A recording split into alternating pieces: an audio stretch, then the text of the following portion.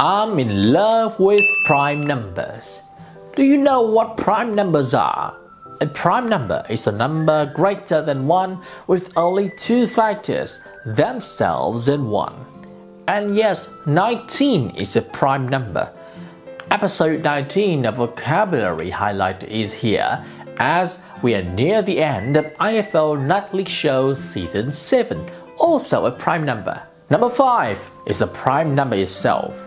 There are as many as 5 syllables in the word entrepreneurship.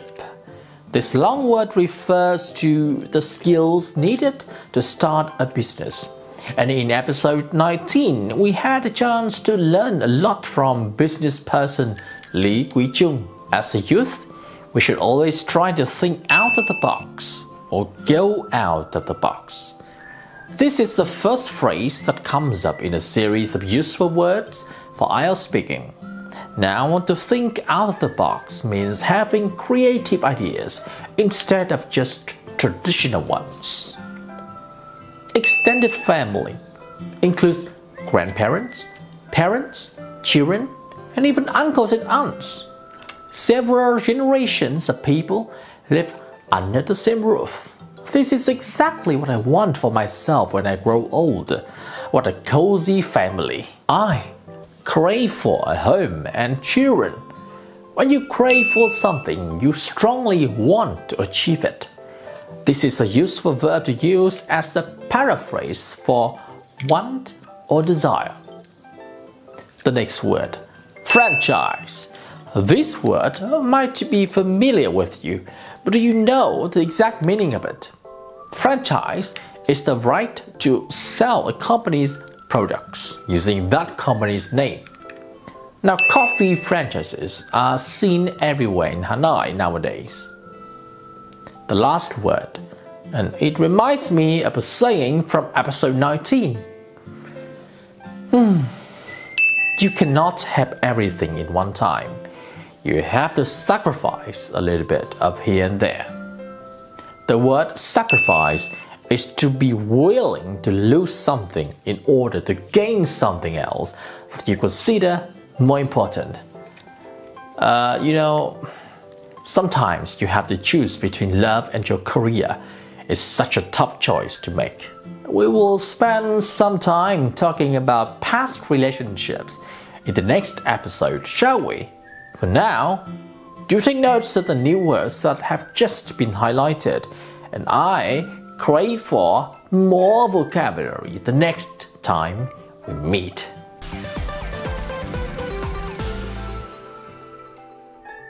Questions keep coming into IFO, and today I have picked up 4 most common questions to be discussed. Number 1. Which one is better for learning English? Multilingual or single language dictionary? This really depends on your purpose. If your English is good enough to understand most of the explanation in a multilingual dictionary, you should definitely go for it. Otherwise, any dictionary would be useful to some extent.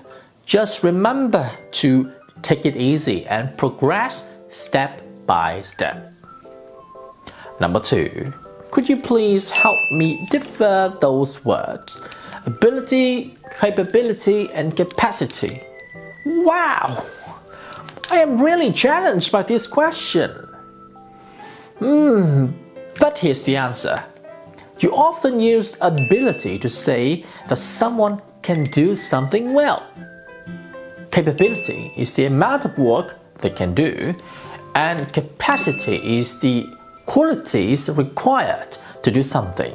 Question number 3 is something that I never encountered before. What if I unintentionally misunderstood the question in IELTS speaking part 2? Will I lose all marks of this part? No, you will not.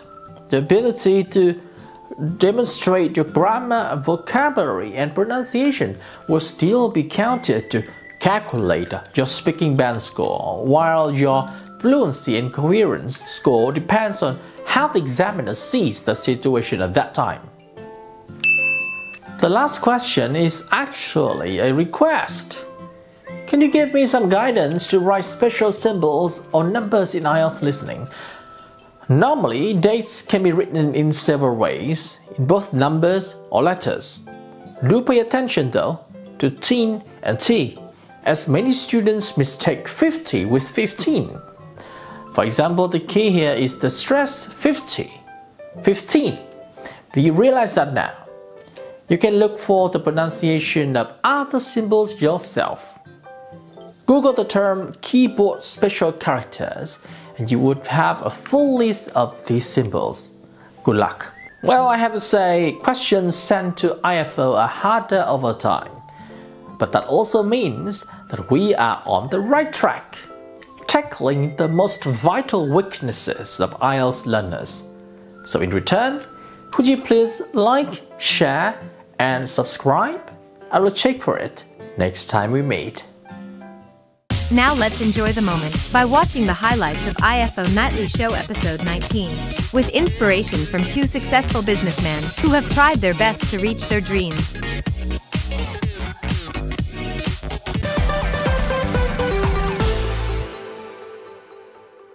Alright, so the IFO challenge is basically this.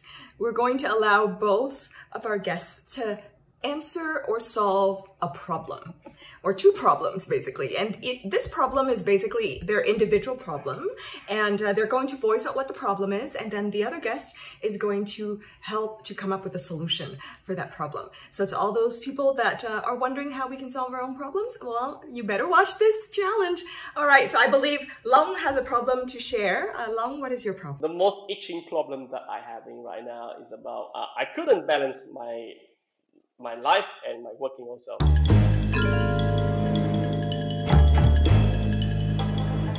I'm a workaholic, so I really want some advice from Nhung to tell me what I should do to balancing my life and my working. I think this is a valuable question, because I feel like it's a very, very common question. Very common problem. Yeah. Everybody has different, situation, but I can share my case. If you can pick up anything from my personal case. My whole life of doing business, since I start up very first one until now, I have a discipline that whatever I do, I go home every day after 6 o'clock for dinner with my family. It was very difficult at the beginning because a lot of activities happen after 6 o'clock in the evening, including work and also, socializing and meet your business partners, discuss over beers or at the restaurants with the business partners, business, whatever.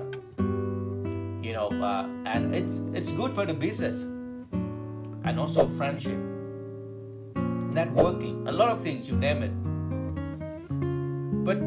But once you go there, and then it's just getting worse every day, and you go home, your children already slept,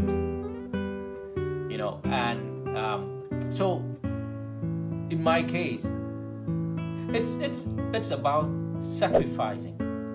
You cannot have everything in one time. You cannot have work, business, family, and friendship, and fun, everything at the same time. You have to sacrifice bit by bit, here and there. So I sacrifice on the networking, friendship, things happen after 6 o'clock in the evening. So I come home every day, have dinner with my wife and my children. Almost 365 days a year. Yeah, I drive my daughter to school every day and pick her up every day. And I felt amazing the time I spent with her. Just send her to school and collect her from the school. And this one, I missed it. I didn't do that. I didn't have it when I was in Vietnam because my driver did for me, and it's no good. And so even I go home every evening, but I found that, you know, not enough. And this is very beautiful moment to see your daughter, to see my daughter run to the gate of the school and to wait for her and pick her up after her study. It's so beautiful feeling. And you know, I regret I didn't spend enough time, I didn't capture the opportunity when I had one in Vietnam. So just to share with you, you still have plenty of time to think about that and to organize life, to make it colorful, meaningful. Not only the business. Business only one part of our life. You know, and it depends on your goal, your life goal as well. If you want to become billionaire or like top, then you sacrifice your family a lot.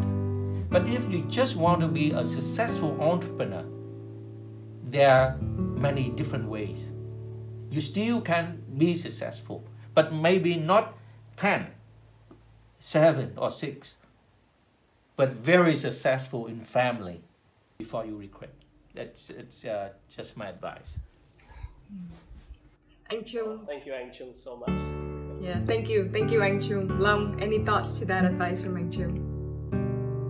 Gosh, I just realized that ANH-TIòng made me feel like my father. My father also just my father's case also. He had to go to have a dinner with his partner a lot, but every day he come home around 7 p.m. to 8 p.m. and he had to sit to the table, and my mom saved some food for him, and he told me I had to eat that food because it's your mom, the love, and she put a lot of love on that dish, so I have to eat it. So yeah, and I was curious, why Daddy, why you have to do that? You're already full because you have to bring a lot of beer, you have to eat a lot of food in the restaurant. So why you have to do that? And then when I had a daughter, I think this is some kind of like fatherhood.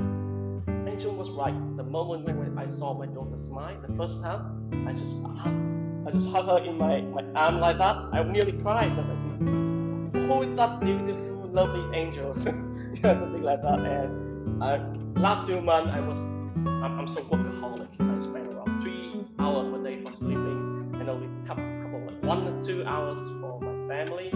And I realized that I'm missing a lot of moments. And my wife, every day, she took a photo and she took the videos of the baby and sent to me. And when I listen to advice, I just look at the photo and I just realize, yes, I'm missing a lot of moments. So in the moment time, I think I should stop working a little bit and look back. This is the family right behind me. Not only my daughter, also my father, my mom, my sister, and my wife there. They are still waiting for me. Thank you, angels. I nearly cried about when you're talking about the moment you saw your daughter. Yeah. The chat between two fathers, I think that's quite incredible, and you know, it definitely helps us to kind of, you know, even as we're living in this really busy life, and as entrepreneurs, you guys are very busy, but you know, the fundamental thread that makes us human and that connects us, I think, has been highlighted in your sharing today. So, ANH-TIòng, do you have a problem that you'd like Long to help solve? My problem is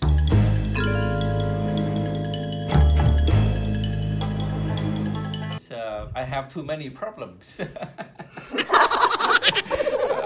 Okay, okay, but I can share one of my problems. It's not exactly getting advice from Long, but I like to hear his opinion. Like as a young person, I wonder what he thinks, what he feels about my problem. My problem is that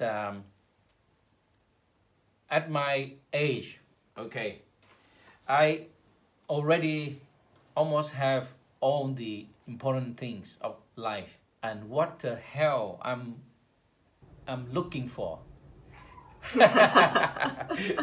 And so my plan is to go back to Vietnam next year to open a new business, a startup business relating to education. Like I at my stage, I don't carry out any startup, any business, just to have business, no. But since I'm lucky or unlucky, a very good business idea came up. So I just cannot resist. I just cannot ignore the challenge. So what I like to hear from Long is how he thinks. Should I take the challenge, going back to Vietnam now by myself, build everything from scratch, or just doing like investor, giving advice, you know, stay back in Australia and enjoy life, playing golf, enjoy with the family. So how do you think as a young person, from your perspective?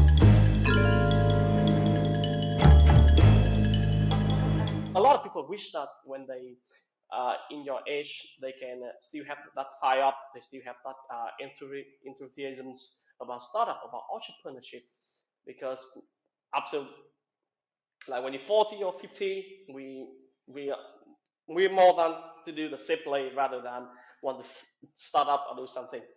So, but what in my point of view, actually, I really hope that you can go back to Vietnam and you can start it up, because you have a lot of story, you have a lot of case, you have a ton of experience that we could learn from you. If we do the investor, or the advisor, there are somehow, some way, we are the third party. But when you do the education, something like that, you can educate the young generation about the point of view about what they should do to build not only the entrepreneurship, also to build their own career, so they can be succeed in the future. And please go back to Vietnam. We need you there. Okay, thank you, Long. I think I would tell my wife that Long said so. Yeah. I would tell her that everybody said so. Even young people, you know, said it's good to go back to Vietnam to do business. You know, to follow your heart. So, but well, it's just saying that. But actually, my wife is very supportive, and you know, as an entrepreneur, you cannot do anything if your another half not, you know, supportive. She got to support you. So if I cannot convince her, how can I convince my business partners or my clients or my customers? You know, so you know, so thank you, Long, for your opinion. It's just